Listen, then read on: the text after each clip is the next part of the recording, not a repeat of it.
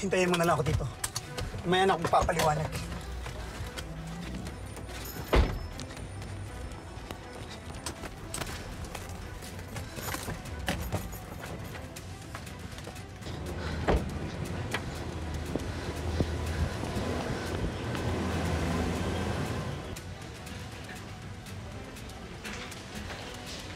Sir, sino po sila? Kamag-anak.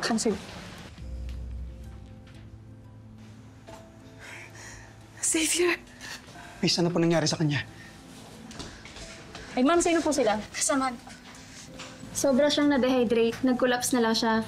Tumama yung noo niya sa semento kaya kinailangan tahin. Pero okay na siya. Sabi po sa akin na tumawag na mamatay na siya. Baka sobrang nag-alala lang. Okay na ang nanay mo. Excuse me po. Xavier, anak.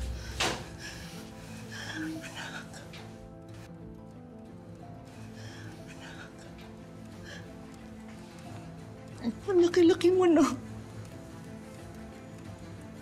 Binatang-binata ka na.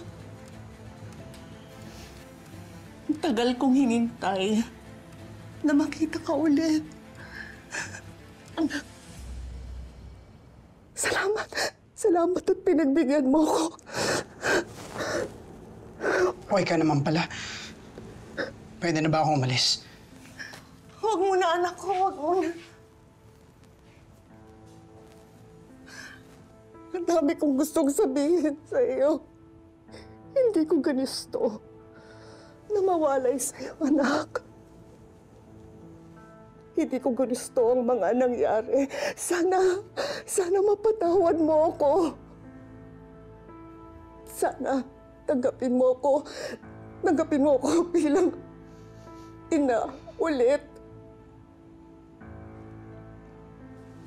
Mahal na mahal kita. Mahal na mahal kita, anak.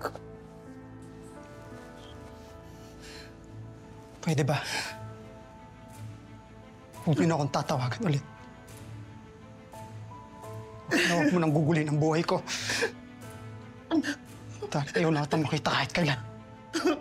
Hindi mo pa ako mapapatawad, anak. Just leave me alone. Matagal na ako walang nanay. Go, go! Xavier? Xavier, mahal kita. Mahal kita, anak. Anak, bumalik ka. Please. Bumalik ka.